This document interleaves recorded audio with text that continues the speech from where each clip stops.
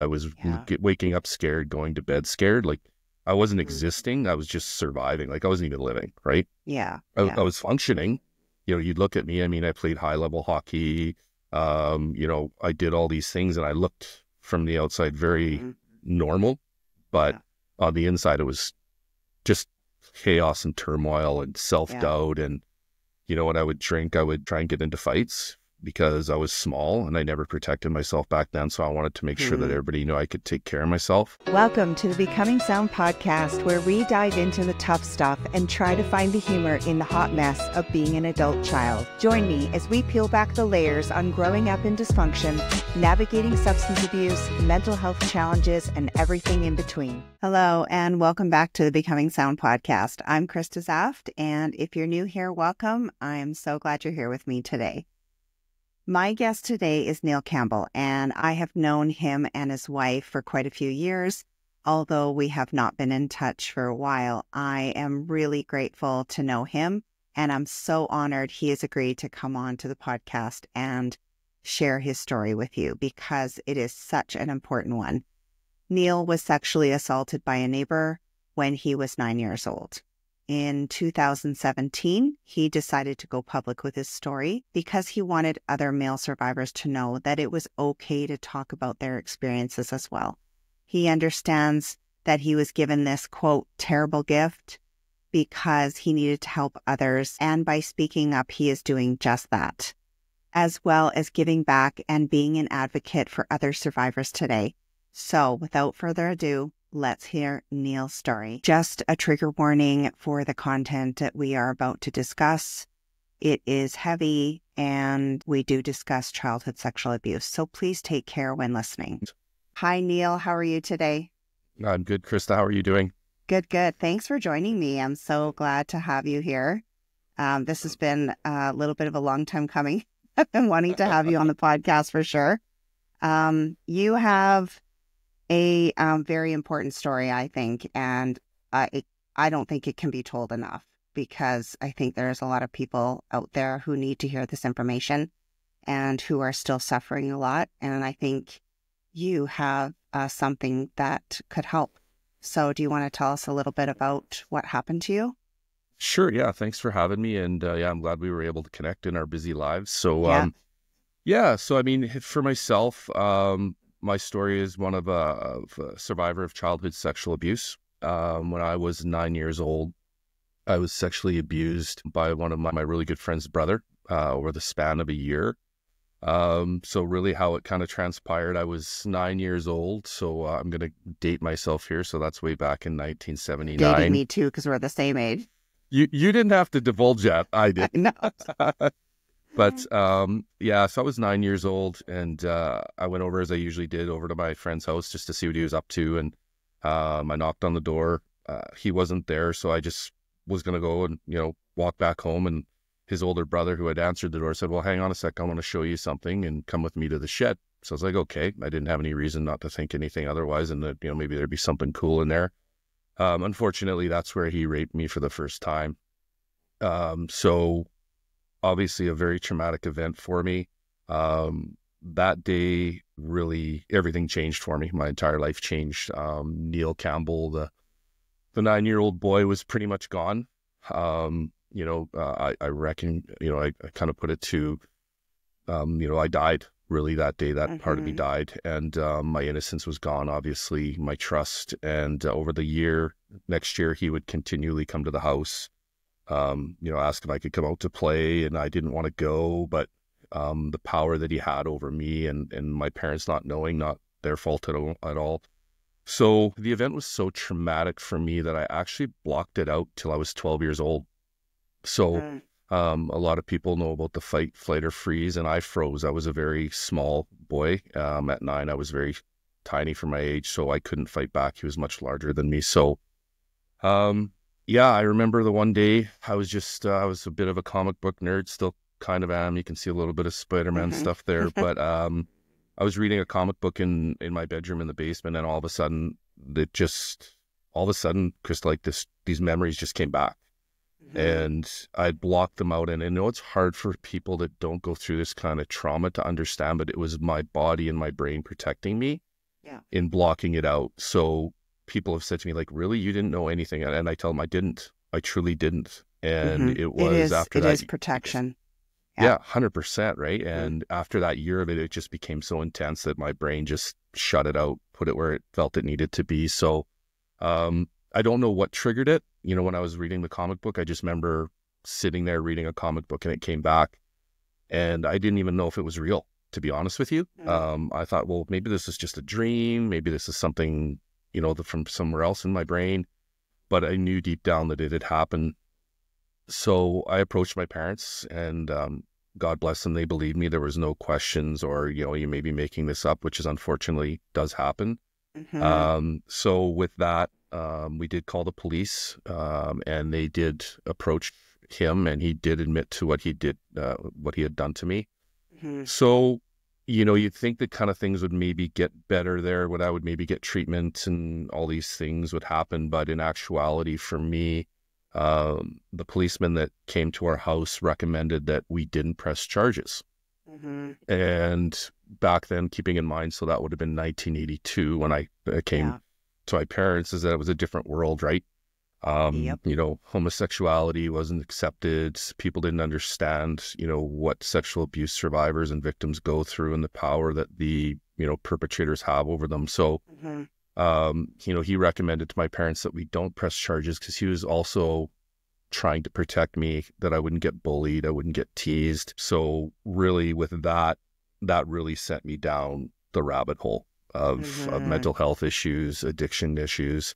You know, there were 3 suicide attempts over the years. So it really sent a message to me in my mind that I'm on my own. I cannot tell anybody, because if this gets out, it's going to be ugly.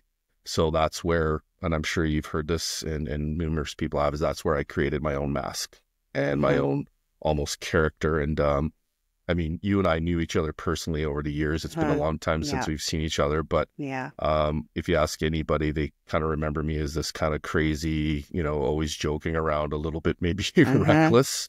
But that was my mask. That was my coping. That was how, like, okay, if they just see me as this kind of crazy, you know, funny, good time guy, then, you know, they won't ask any questions. They'll just take me for that. So that's what really started going sideways when I was 12 years old. I mean, as a teenager, that's unbearable to even handle. But did the alcohol abuse or whatever substance abuse start, and the suicide stuff, did that start in teenage years, or was that later on? No, I actually started drinking right around when I was 12. I had access to alcohol. And the only reason I had access to alcohol is my dad wasn't a big drinker. My mom rarely drank, but my dad was in a business where he dealt with customers. And back in the day, you know, you would have a trunk full of booze in your car when you went to visit customers, and you give them a Christmas bottle, but there was always bottles of booze in the garage. So I would just help myself.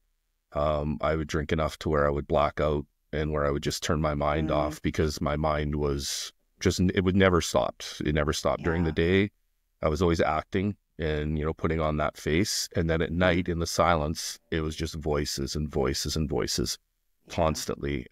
So that's, I think the first time that I attempted suicide, I think it was around 15 or 16. And then I did again right around early 20s. And then not too long after that, I was probably around 26, 27 that I was going to try it again. So obviously it didn't work. I'm grateful now that it didn't, but back then it was honestly the only option that I thought I had, because I was waking up scared, going to bed scared. Like I wasn't existing. I was just surviving. Like I wasn't even living, right? I was functioning. You know, you'd look at me. I mean, I played high level hockey.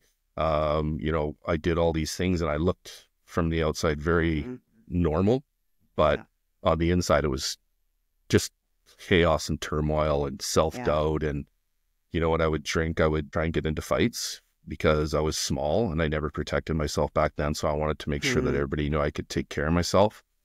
Another issue that I had in my head is that, well, am I gay? Because he was a guy and I went back.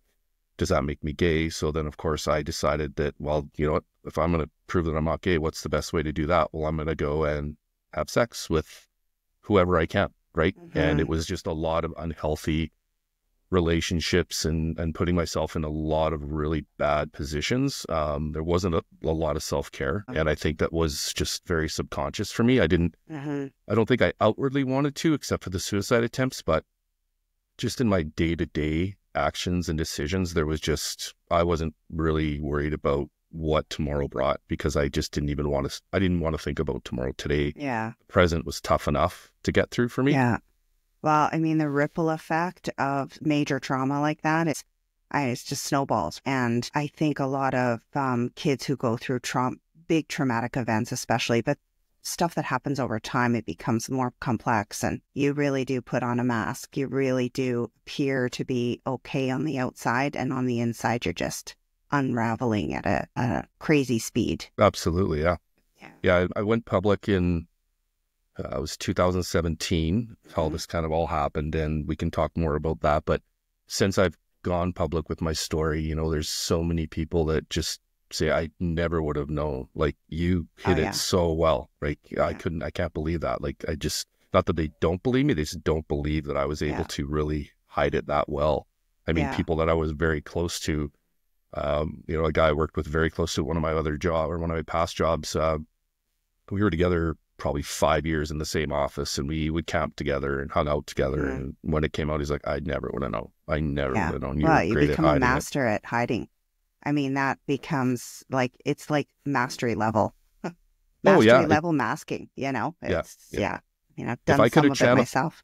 If I could have channeled that much energy into, my schoolwork and other things, I probably would have been, more successful academically. And that was another, effect that it had on me. I couldn't focus at school, so I didn't always do well at school, right? And the teachers would say, Neil can't keep, he can't keep attention. He's always distracted. He always seems to be looking and worrying. And I was.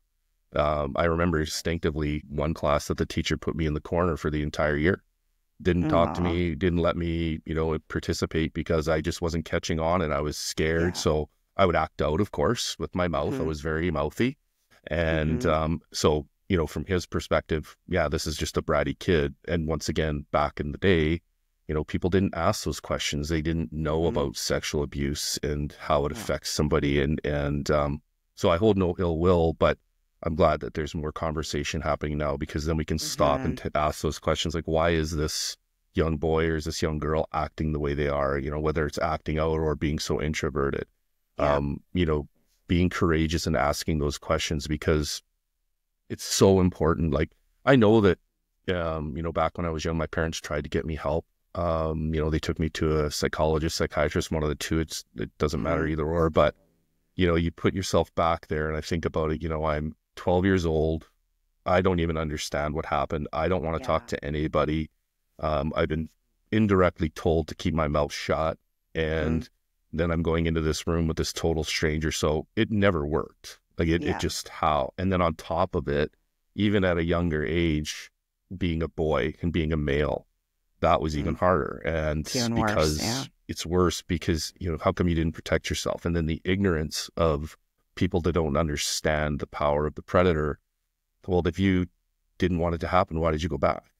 Right? And it's all this cognitive thinking that people don't understand. I had to go to cognitive behavioral therapy at the university because I had to almost, I liken it to being rewired, rebooted, because the way I saw the world, people didn't see it the way I saw it.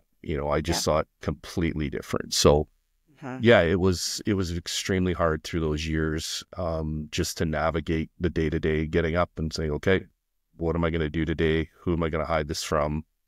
And how am I going to do that? So definitely a lot of different aspects of my life suffered. I think really when I think back, the only thing that I really truly enjoyed doing was playing hockey. And I was a goalie, and I loved when people, I don't know if it was me helping me heal, but I just loved when people would come in and take a slap shot at me and hit me as hard as they could, and I wouldn't fall down. So I think there's maybe something there that I was proving to myself that maybe I was a little stronger than I thought. I don't know. Yeah, it's almost like you're trying to prove to yourself that you can build up this wall, right? Like that your wall's strong, Yeah. Yeah, Yeah. 100%. Yeah. Yeah, indirectly. It's funny when you look, like, I shouldn't say it's funny, but it's very interesting when I look back and I reflect on my behaviors back then and not knowing some of the things that I did and now understanding why. Mhm. And that's a great part of the healing journey too, because there's been a lot of years where I beat myself up for some of the things that I've done. By no means was I a bad person, but I just made bad decisions. And I wasn't truly who I wanted to be, because I thought I was protecting myself. So yeah, it was tough navigating all of that, and to look back now and, like I said, reflect on it, a lot of it makes sense, and it allows me to be kinder to myself too, because Mhm. a lot of victims and survivors of sexual abuse really beat themselves up, especially when you get taken down the road of addiction. There's a lot of shame with not only the abuse, but now you've got alcohol addiction involved, Mhm. and it's like, wow, you're just an absolute mess, right? Like, what are you even Yes. here for? It's like it's just you layer one thing on top of another and it Yeah. becomes multi-layered trauma. And when you speak of what you went through and how hard you try to cover it up, I mean, it's a full-time job. It really is. And so it's no wonder why kids don't function in school properly, because they're so consumed with trying to keep that mask on, trying to protect themselves, trying to hide all of the stuff, wondering if people see through them and can tell. So you become consumed. I wasn't sexually abused, but I did grow up in a dysfunctional home, and that complex trauma that's developed over time. Words that you say are the same words that I have felt in my life too. Trying to keep it all together while looking okay on the outside and inside feeling like a mess, never feeling enough, your worthiness, it all comes into place. There's so many parallels between all kinds of childhood trauma, whether it be abuse, sexual, physical, verbal, coming from homes where there's alcohol and addiction and stuff like that. The words you're saying, I've said to myself. And I think it's so important for other people to hear. Maybe you didn't go through the exact same thing, or maybe you did, and there's a reason why you feel that way. Um, I want to talk a little bit about the stigma and the shame and keeping it secret, and how I think society's perception of masculinity just perpetuates that, right? Oh yeah, 100%. I mean, and it's funny, I see it every day. Like, Mhm. the one thing, I don't know if it's a good thing or a bad thing. I think it could be a little bit of both. But one of the things that I've taken from my experience is that I'm hypersensitive Mhm. to surroundings. Like, I was always, not to go off track, but growing up, I always told the girls, be aware of your surroundings, be aware of your Okay. surroundings. Like, it was like heightened in me. And this is one of the things that I always thought. So I see it in men, and when I went public, I talked about it. I said, for a lack of a better analogy, but, guys don't go to the bar, have a beer, order some wings and go, hey, you know what? I was sexually abused, by the way, right? Yeah. And we don't know how to, for sure as men, we don't know how to talk about it. Even to this Okay. day, I have friends that, they want to know you're okay, but they don't know how to bring it up, right? So the stigma of being a male, number one, like I said earlier, is okay. Now I'm wondering, am I gay? So I'm questioning my sexuality in a world where Mhm. there should be no gray area. It's not the world that we live in now, where there are different genders of people that want to be, same-sex marriages, all those things. That wasn't acceptable back then. And No. to walk around going, okay, what if I am gay? And okay, that's fine, but what does that look like? So I'm worried about that and the stigma that goes with it. And then also the big stigma for me is that, okay, how come I didn't defend myself? Right? I beat Mhm. myself up for years. Like, you couldn't have done anything, Neil. Like, I would have these horrible internal conversations, like, you pussy, you wimp, like, you could have bit him, you could have scratched. But, you know, I remember it so vividly the first time when he started doing what he was doing. And it goes back to people not understanding. I left my body. Yeah. Like, I remember looking at myself and going, what's going on here? I was absolutely 100% in shock. Well, your brain Um, can't process that amount of what's happening. I mean, at 9 years old, you can't possibly understand. yeah, and that's what it was. I remember walking out of the dark shed and then just the light of the sun hitting, and I was like, what just happened? It was like I Mhm. was, I've said it before, it's like I was this piece of trash. It was just thrown out And each time he Mm-hmm. did it, it was the same thing. So, the stigma was many different levels. Was I gay? I can't protect myself. So what man can't protect himself? Well, you went back. So you're weak, right? So you're all these Mm-hmm. negative things. And this is only being reinforced in my brain. Nobody Yeah. has said these things to me.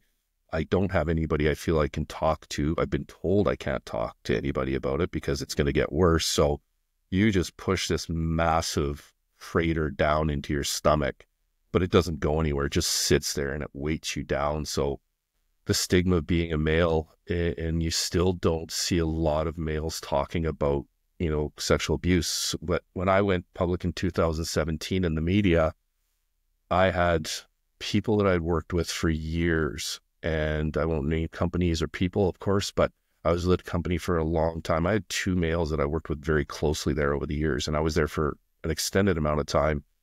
And they reached out to me and said, "Hey, it happened to me too. I haven't told Wow. anybody. I don't want to tell anybody. I don't want to get help. I just needed somebody to know." And I know what that's like. Okay, you're carrying this weight. Like, Yeah. you don't even know you're carrying it because you're so used to carrying it. It's like you're born with this backpack on of 100,000 pounds, right? So, I hope more men start talking about it, but I understand why they don't.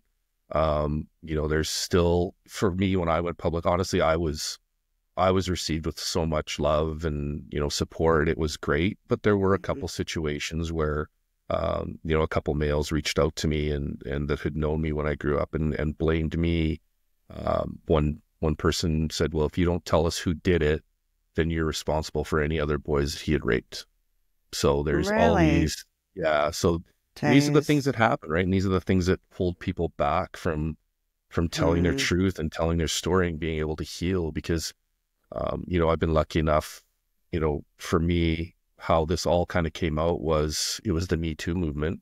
Mm-hmm. And it was all over the radio, which I thought was awesome, but it was all about women, right? And it was just, I think the only person at that time was just kind of talking about it was Sheldon Kennedy and Theo Fleury. Yeah. And I was pissed off, and I was driving to work. I remember I was driving to work and I'm like, it was on the radio. I'm like, I'm tired of it. And I literally sat down in front of my computer and I just typed out my story. I sent it to all these media outlets within Edmonton, and luckily Andrea Ross from CBC picked it up. She did the article, and she went online, and it was kind of interesting. It was a Sunday when it came out. Of course, I'm at home. I'm in the basement. I'm losing my mind. I'm like, what did I do? Yeah. Like, second guessing everything yeah, in your but life. every single thing. Like, you idiot. Like, this is why they tell Yeah. you need to think before you act, right? Because like, I am a bit of an emotional person. So, but I felt so strongly about it because Yeah. I felt so alone still. And I knew that I can't be the only one. And the statistics show that 1 in 3 girls and 1 in 6 boys, and those are statistics official, will be sexually abused in their life. And you Like, think about that. That is just mind blowing. It is actually mind blowing. It's crazy. And when I see statistics like that, I always line up 5 girls, my daughters included, in a row in my mind. And I want to cry because I know damn well one of them, right? It's so, so sad. It shouldn't be that way, but it's just, it's mind blowing. It's crazy. It is, Yeah. Was it like a breaking point for you when you finally decided that's it? That initial thought of, I'm going to speak up. What made you get to that point? I think I was just, honestly, I think it was anger. I think I was angry. That's the only emotion that I can think about or think of when I think about that day, because I think for so many years I felt I didn't get justice. I wasn't heard, right? And I think maybe there was a bit of envy and jealousy in there deep down, that all these people are able to speak their truth. They're getting the help, but I can't, right? And it's harder for a male, and that's unfortunate, right? So I really think it was more just out of frustration and anger. And I just said, I don't care anymore. I'm tired of carrying this, because I was getting help at that point. I was going down a dark path again. My 2 daughters at that point, my wife and I had been together quite some time. We had 2 young girls, and I was thinking about trying suicide again. And I was like, I can't leave my daughters without a father. I can't do that. I just can't do that to them. So I went to the Sexual Assault Center of Edmonton, and I credit them with saving my life, literally saving my life. But I remember walking in, and I haven't shared this story a lot, but I have shared it, is that to walk in there, number one, is terrifying, because they know why you're there. Yeah. And then secondly, when I walked in, there was no other males in that office. They were all females. And I looked around, and I remember seeing a girl that was sitting in the waiting room look at me, and she looked at me, and I'm sure that's not what she meant, but it's how I perceived it was, oh, there's one of those predators, because I was a guy. Why is he there?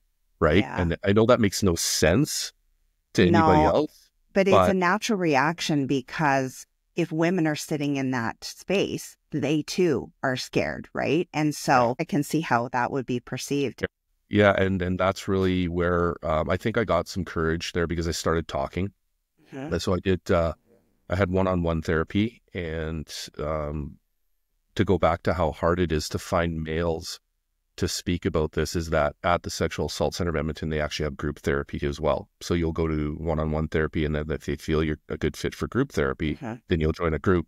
They couldn't find enough, and you only needed 6 people for a group. Wow. But of course, you can't have men and women together. Yeah. So they couldn't find 6 men in 15 months, I think it was, to put together a group. What year was that? That would have been 2000. I'm going to say roughly 2016, 2017. Wow. That's crazy, just before I went public. Yeah. So finally, there were 5 other brave men. And I remember getting the phone call from the Sexual Assault Center of Edmonton, SACE, as I call it, and is known.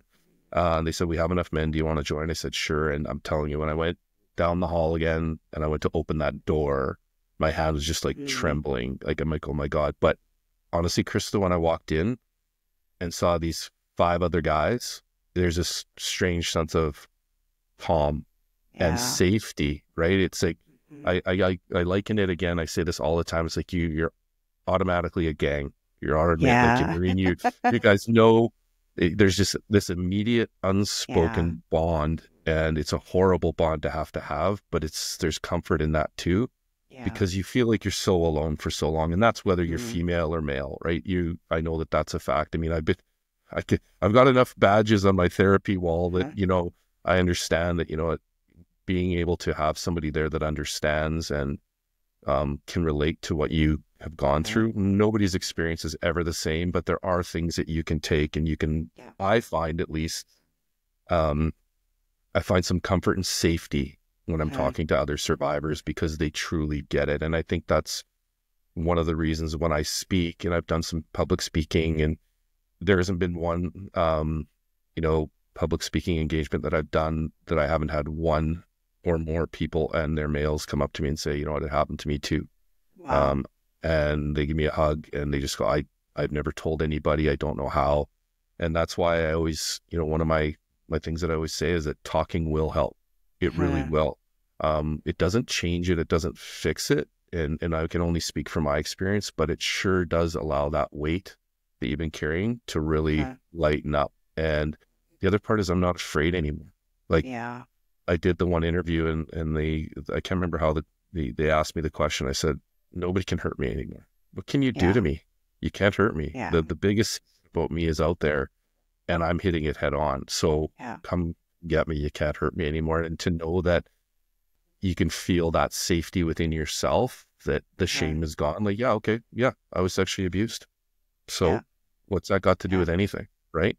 It's not and I was so fearful for all these years that's what defined me. That's all I'll ever be.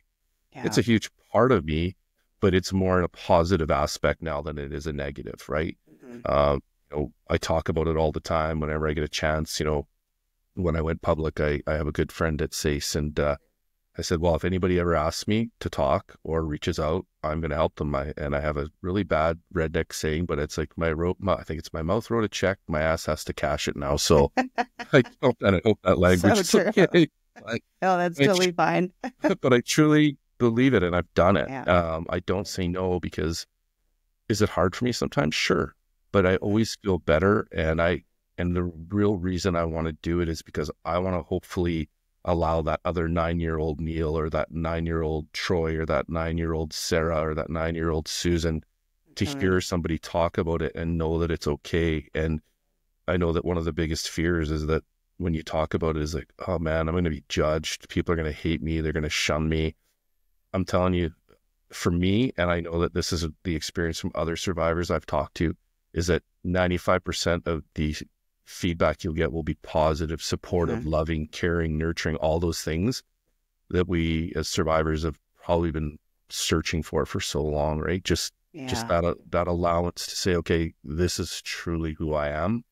This is what I've lived. Maybe you'll understand me as a person. And I remember one of the girls that my wife used to work with at one of her jobs. We'd go to golf functions and stuff like that. And like I said, I was always the guy, right? Like, oh, Neil's going to do something crazy or probably something a little bit, something funny. Yeah. But all, like I said, but reckless. And years later, when I went public, you know, she had talked to my wife. She's like, that all makes sense now, why Neil acted the way he did. Right. So I like to speak to that because that just goes back to like, maybe we need to dig a little bit deeper into why people behave the way they behave and be a little bit more compassionate and saying, well, he's an idiot. Well, no, he's not an idiot. You know, he actually is really struggling. Let's see it for what it is and take a step back. Right. So really, and you know, I have to say that exact thought process went through my head as well. I mean, I've known you for a while now, and I haven't spoken with you for a while, but we used to actually run in the same circle of friends. We used to camp once in a while and stuff like that. And the same thing, I thought, Neil's this funny guy. He's always joking around and he's a little crazy, but we thought it was all fun, right? And you don't recognize it. I read your story on Facebook when you went public, and I was like, oh, okay, everything made sense to me. And I think now that when I see people acting in that way, my initial reaction now is wondering what happened to them. And so your story made sense. Your behavior made sense to me. And my heart broke when I heard it. But I think it's such a powerful story. And I'm so incredibly grateful that you came forward, because I know if one person hears your story, and like you said before, if you just tell one person, the amount of weight that is lifted off your shoulder can help you. Yeah, absolutely. And you're right. Like, you don't have to, like, what I'm doing now was not planned, right? I didn't expect to be speaking at, public events and being invited onto podcasts and on the news and stuff like that. And I'm very grateful for it, but that's not going to, that doesn't have to be everybody's journey, and nor should it be. I just feel that that's why I'm here, and that's why things are happening the way they are, because I didn't have a voice for so long, right? For all those years, I was told to be quiet, whether it was directly, indirectly, or it was my own internal dialogue. And then it just, like I said, it just got to a point where I was too frustrated, too angry. And I said, I don't want to do this anymore. I don't want to. It's been, well, I mean, if it was in, I would have been I would have kept it secret for over 35 years. Yeah. Right. Plus, it's a long time to hold on to all that stuff, right? Yeah, absolutely. Yeah, it just builds and builds and builds. You get to a point. I mean, even for the stuff I went through, and I didn't voice myself. I didn't tell people. And therapy, the same thing for me. I went into therapy. I'm like, man, I was so good at telling my story. I was working that therapist, right? Oh, yeah, absolutely. Yeah, absolutely. Yeah. And you just, I think, get to the point where you carry the stuff so long that something inside you kind of breaks open, and you're like, I can't hold it any longer. It's too heavy, Absolutely. Yeah. And it's who you become. Like, it's your character, right? And to your point, like, you get so good at it, you don't even think about it. It's one of those things now that, because I'm still healing, it's a journey for the rest of my life to heal, right? Is that there's the times now where I'm sitting and I'm actually calm and I'm quiet and I'm reflective and I'm not that guy, right? That that everybody's seen. They're like, oh, what's wrong with Neil? Like, why is he so quiet? And it's actually, why is Neil sitting over there reading a book? Like, who would ever thought Neil's out camping, reading a book, having a water? Like, this is not the Neil we know. There's something wrong with him. But deep down, like, I like to write, and I like those things. And I did back then. I was a very sensitive young boy. And I was afraid to be that person because of what happened to me, right? I thought, well, Exactly. you're that person because of what happened to you. It's like, no, actually, I think I was born that way, right? So there's still this, this evolution of me. I'm evolving every day. And it's like, hey, yeah, if I'm quiet, like even for my wife, sometimes she's like, are you okay? You're awfully quiet. I'm like, I'm fine. Actually, Yeah. I'm really fine. Yeah. I don't need to take a drink to turn my mind off. I don't have to do whatever it is, right? So it's a process, it's a journey. We all hear that. And there are still days where, things might trigger me. I'll be driving, and if I see a little boy crossing the road, my mind automatically goes, well, I hope he gets home safe, right? But there isn't this panic and this internal just like intensity where I'm like angry and sad. Like I understand that there's nothing I can do, because for years, right, I dreamt of just saving everybody. That's just what my mind was. I just want to save everybody that's going through this, and I wish I could, but I know obviously I can't do that. And but talking, like you said, if somebody hears it and sees, for me, the big influence was Theo Fleury, right? And I read his book Playing with Fire, and it wasn't because he was a hockey player that I admired it. It was because I could relate to what he talked about in the book.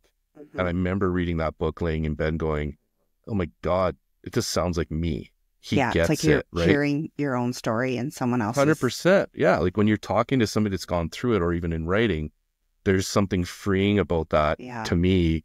Okay, I'm not number one, because how many years I thought it was crazy. That was the other thing. Or like, you think you're the only one. And you think really this has just happened to you. It's such an ego-based fear, that. Yeah, 100%. Yeah. Yeah. And it's a perfect word. It's an ego-based thing, right? It's like, well, it's all about me. And that doesn't come from a place of, true ignorance and ego. It's like, you're just so focused on yourself because you are protecting yourself. You're putting on the mask. It is all about you, because that's what you're now wired to do, is to protect yourself and make sure nothing else gets near you. Nothing else can get within that parameter or that area that you feel is unsafe, right? So yeah, absolutely. It changes everything in your brain and how you see all of that. So for me, the cognitive behavioral therapy was mind blowing. To sit in with a counselor and a therapist, and just go through exercises and having to write things down.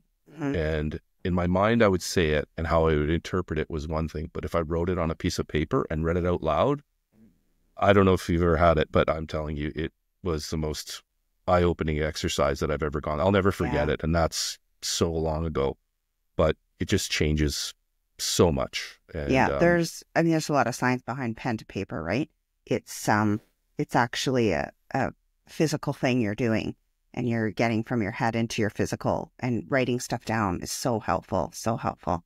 I wanted to touch on something you said about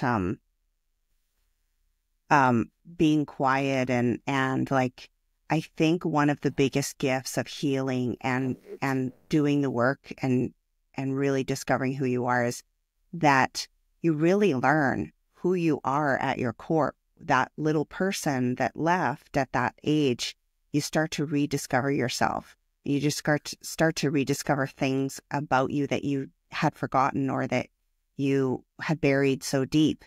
And I think that's such a gift when you realize your personality is starting to come through, and all these things, your real authentic self is starting to come through. And that is a beautiful thing. And it does look different, because you look different to other people. I look different to friends and family that aren't used to seeing me speak my truth or act in certain ways. And I am much quieter now than I ever was in my life too, right? So it is really a gift to be able to experience that come through. 100%. Absolutely. Yeah. I want to touch a little bit on, I know you're a big comic book fan, and I know there's a story behind Spider-Man's. Do you want to talk about the parallels of that story? Yeah, that one's tough. That one always tears me up a little bit, but I have to say it did too. When I read that, I was like, I had a hard time holding it together. Yeah. So, after each rape, I remember looking up and wondering where Spider-Man was. How come he didn't come down and save me? So at that point in my life, even at that age, I said, you know what? I got to be my own hero now. So I did what I needed to do. And so I started speaking publicly, only to help, and people have been very gracious. And I am a bit of a comic book nerd. I'll go to the Marvel movies. My wife laughs at me because I will wait a month when the theaters are less busy, and I will go by myself. I'm that guy. And I had this moment. I was walking out of one of the movies, and it's funny because I was wearing a jacket that in one of the Spider-Man movies Peter Parker has, and I didn't even realize I bought that jacket, but I had it on, and somebody had called me a hero for what I was doing not too long before that. And I was just walking through the mall, and I kind of had my head down a little bit thinking, and I'm like, yeah, maybe I'm a little bit of a hero like Spider-Man. Maybe I can't swing from a web and I can't climb walls, which, I wish I could. But I'm going to use my voice, and that's going to be my superpower. So honestly, this whole Spider-Man thing just exploded, and people kind of relate me to Spider-Man as kind of the guy. And I was talking to my wife this morning. I said, and people laugh about my Spider-Man stuff because I've got it all behind me here. It they know that I love Spider-Man, but they know why I love Spider-Man. And that's the most important part, is that, oh yeah, I know this guy Neil, he loves Spider-Man. Oh, okay, well, he does a lot of stuff for people regarding sexual abuse. He speaks up and he tries to help, which is really, and then I think about it now, as I said earlier, I wish I could have saved everyone. Even Spider-Man can't save everyone, right? Yeah. But I can try. So, yeah, it's definitely something that's ingrained in me. It's part of me. And I just want to continue helping where I can. And, Spider-Man's my guy. And, I had a lot in common with him. He was young. He was bullied. I'm adopted. He didn't know his birth parents because they were killed. He lived with his aunt and uncle. And he was told not to talk about his superpowers because he'd be picked on and seen as different. So he was very relatable to me. But then when he actually came to the point and he embraced his powers and what he could do, he became stronger. And I did say on one of my previous interviews, as I said, that, I was given this terrible gift in order to help others. And that's what I'm going to do. And if it's just by simply talking, which is really all I can do, then that's good enough. And like you said, if one person can hear me or see me and say, well, if he can do it, I'm just a regular guy. I'm not, I'm just a person that decided I'd had enough and that I deserved better. And I needed to forgive myself for beating myself up. I didn't do anything wrong, but I needed to forgive myself for being so hard on myself. Yeah. And that was freeing too, and saying, hey, you know what? And I think you said it earlier, is, it's having those little conversations with that young adult, the young child that's still within us, right? And I have a lot of conversations with him and he with me, and saying, it's okay, buddy. He's on my shoulder a lot. And I will hear him some days and he'll say, hey, we got this, we'll get it, right? And that's super helpful and super healthy. And it sounds a little bit crazy to other people, but it truly is that healing that continues of that little boy that never got to really truly enjoy life. Did I really get to truly enjoy it? I got to have some fun, but I was always scared, and that wasn't fair to me. So understanding, being kinder to myself, all these things, and the Spider-Man thing, it helps me heal. It reminds me of how strong that I truly was, even though, I tried to exit this world a few times. There's a reason I didn't, and I'm glad I'm here now. And I'm glad I'm able to do this. And I'm glad that people like you are brave as well to say, you know what, I'm going to bring this person on and we're going to talk, and it's not going to be about something that's comfortable. We have to talk about it because it's an epidemic too. I mean, this isn't just Canada. This is all over the world. No, 1 in 6. I mean, it's an epidemic. It's crazy. Yeah, absolutely. And so, Spider-Man is, he's my guy. My wife is slowly losing her mind because you can only see like a few of the things. If I move the camera, that entire back wall is all Spider-Man. We're actually having a healthy discussion if I need another bookcase. But you know what? My daughters awesome. And my wife and daughters don't help me when they go shopping. They come home with Spider-Man stuff. So they're embracing it slowly too. So they've been incredible. supports as well. And I couldn't have been luckier to have my daughters and my wife being proud of me. And I had to go through a lot of years. There were some strained relationships with, especially with my older daughter. And I was speaking at the sexual assault center not too long ago, and I talked about how I was going to attempt suicide again, and then I went to SACE, and that's right around the time that her and I were not getting along. I wasn't a physically abusive father. I was just mentally absent. I would check out, right? I would come home, and I would just grab my alcohol, go to the basement, put on a movie. So I wasn't present. That was our struggle. But when she heard actually what was going on at that time in my life, she really hated me at that point, and I'm okay in saying that, because she didn't understand what was happening with me. But when she actually got to hear me talk and hear what was going on, one of the most special moments in my life, she came up, she had tears in her eyes, and she apologized to me of all things. And she said, "Dad, I'm so sorry, I didn't know." And I just said, "It's okay, hon. Nobody knew." Well, I think as parents, we try to shelter our kids too, and kids don't, they just view us differently. And so they really don't know what's going on in our lives. And I think I heard someone say in a video once or something that, your mom or your dad, they were people too. Like they went through the same feelings and the same stuff that you do. But I think kids forget that we're just human, right? And we have all this stuff inside. Yeah. And we've got it all together, right? Exactly. And I think it's amazing that I know your wife too, and she's beautiful. And I think it's amazing the support system that you've had over the years, and that she's really stuck by you. And I think that's so important. A lot of people don't have those support systems. And so reaching out to somewhere like the SACE and just opening up to someone it can make all the difference. And the whole Spider-Man thing, I mean, everybody deserves to be their own hero. And that comes with speaking up and healing and just taking that step towards feeling more free. And, you don't have to go public, like you said, but just one person even knowing your story can help you become your own hero, right? So I totally get the Spider-Man thing, and that's amazing. I want to talk a little bit about, before we finish up, the Little Warriors, because that's huge in your life, and the Be Brave Ranch. Just explain what they do and how you work with them. So I became aware of the Little Warriors Be Brave Ranch probably around 2015, roughly.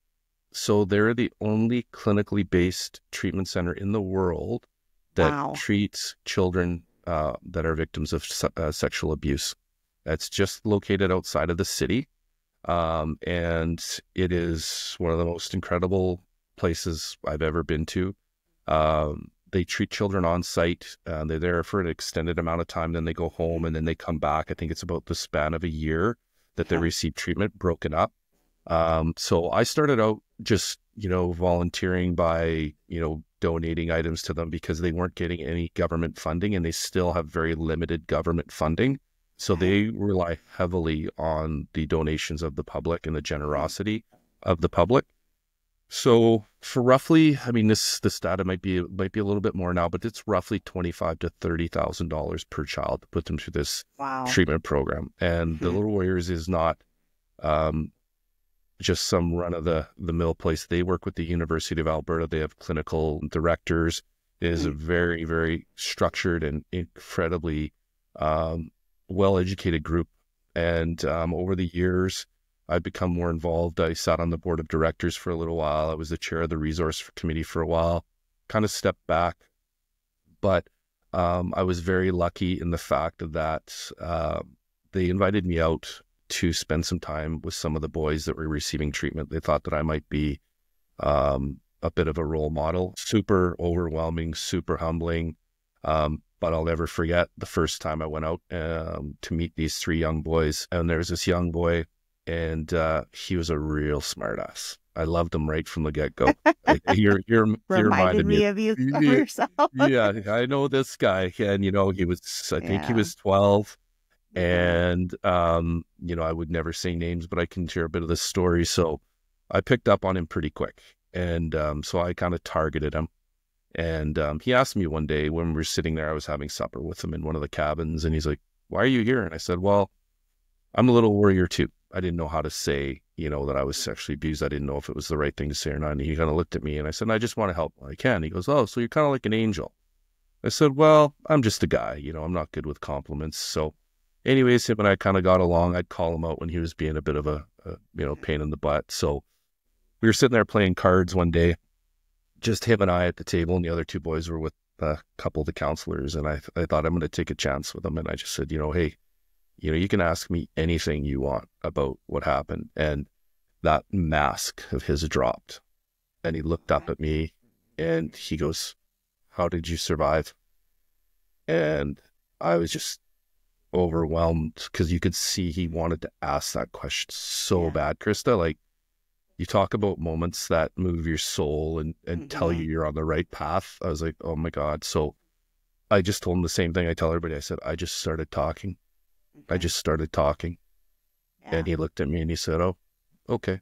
It doesn't feel like kind of a full circle moment. It's like you're staring at yourself, and it's like you're staring at yourself and you realize that you're able to talk to this 12-year-old self.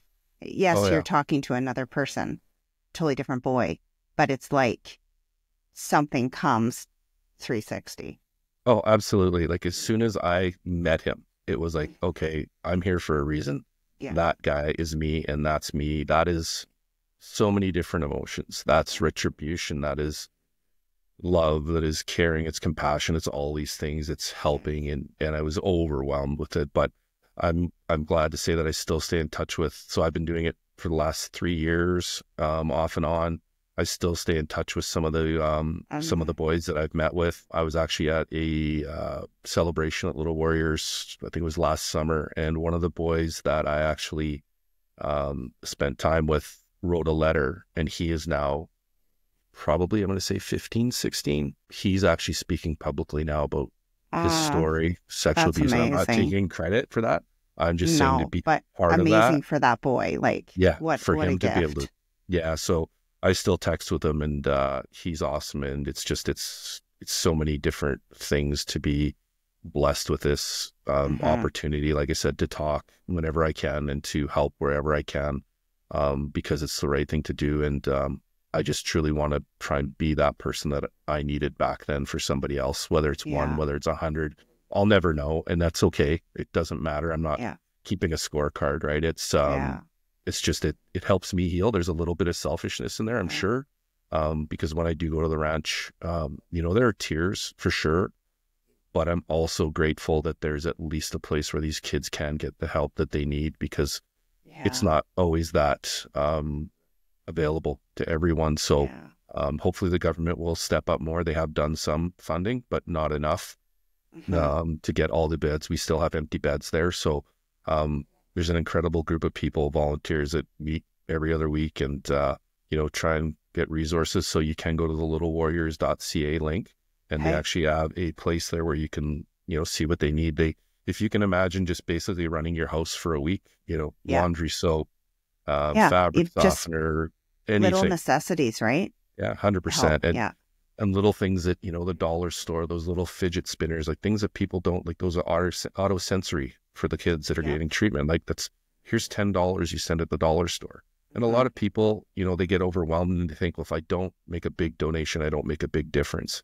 And I always say, just make a little donation, at least make a difference, right? Yeah, exactly. And I know for that one kid, it might touch one kid, right? $10 at the dollar store. Yeah. You have no idea. And I've actually had people come out with me and take a tour of the ranch, and they are just absolutely moved by it. So it's sacred ground for me for sure. And when you get there and you see what they do and all the things that go into helping these kids, it is a life-changing experience. So if anybody wants to donate to them, it doesn't have to be big. Every little bit helps, and it goes towards, I've seen what they do. I've seen the results. Like, I've lived it. And this young boy that's now speaking publicly, everybody that's donated has allowed that boy to gain his strength and gain his confidence and shed that shame and start living a life at 16 rather than 35 or 40 me, right? So yeah, an incredible Yeah. organization. And this year I've been lucky enough. I've been invited to speak at the luncheon in Edmonton and Calgary for the first time. So I'm Nice. super nervous about that. But like I You'll said, do great. my big mouth got me in trouble again. That hasn't changed much, Krista. I don't think that's changed. Yeah, still don't know when to That's shut my mouth. awesome. No, no, it's all for a reason. It's for a big purpose. And I think I totally commend you for doing what you're doing. I think it's amazing. I will post all of that in the show notes about the Be Brave Ranch and the Little Warriors. And definitely if someone can donate even just a little bit, it will help. And how can people get in touch with you if they wanted to? I'm on Instagram. I'm Okay. on Facebook. Really, we can start there. If anybody wants to reach out, you can send me a Okay. messenger. I've had that before where people just say, hey, you know what? I saw you on this podcast. I'd like to connect. Or I've even had, I think it was 3 or 4 spouses of males that have actually been abused that have reached out to talk to me to see how they can get some insight into the thinking of their husbands. Right. So it's been like this whole different group. So yeah, just send me something, messenger. Yeah. I'm on Instagram. I've had thoughts of maybe creating a Facebook page at some point for survivors, but I'm not there yet, nor do I think I'm qualified. But so I'll start here and maybe go a little bit slow, Well, but yeah. Yeah, we don't think we're qualified. I didn't think I was qualified to start a podcast either. Yeah, there you go. I'm probably not, but I'm doing it anyways, right? Yeah, exactly. Yeah. I think it's just your voice, right? It's allowing people to have a voice, right? It's just inviting people to be open and sharing what their story is and what they're going through. And it doesn't have to be public, but you making yours public helps other people. So a place for them to reach out. So yeah, I mean, I will put all this in the show notes, and I'm sure, I really hope that if there's someone listening that feels like they need help or just wants to talk to one person, that they can reach out to you or to someone else and the resources that you've talked about. So I thank you so much for being with me. This is truly an honor. I am so grateful to know you, and I'm so grateful to know your story. And I hope that it can help so many more people. And I just want to mention too, I think it's so amazing, the Be Brave Ranch and the Little Warrior Society, but it is also so sad that that is the only one in the world. Absolutely. This has to change. Like, there has to be more stuff out there for kids, who are going through this, and they don't have to live that whole existence in pain. So Yeah, I think agreed. that's really important. Yeah. But thank you so much, Neil. It has absolutely been my pleasure. Thanks for having me and allowing me to tell my story. And I hope if anybody out there wants to reach out to me, don't be afraid. I'm a pretty nice guy, and I can't fix anything for you, but I'll definitely listen, and we can share. And in sharing, we can hopefully help each other out, because I still get help from other survivors too. So by no means am I fixed, but I'm certainly on the mend, and it's a great place to be. Awesome. Thank you. Thank you for joining me today on another episode of Becoming Sound. If this episode resonated with you in some way, please share it with someone you care about. And don't forget to hit the subscribe button. It helps to get this information out to more people who may need it. If you have a sec, I would love a follow on Apple Podcasts and Spotify. While you're there, hit the 5-star rating and give me a review. When you're scrolling, follow me on my social platforms, and I would love to hear your comments and feedback. Have a fabulous day. Lots of love and gratitude from me. Please note, the views, information, and opinions expressed during the Becoming Sound podcast series are solely those of the individuals involved. The content of this podcast is to educate, inform, and for entertainment purposes only. This podcast series and the content presented does not constitute for medical or other professional advice or services. If you are in crisis or in need of help, please contact your medical or professional provider.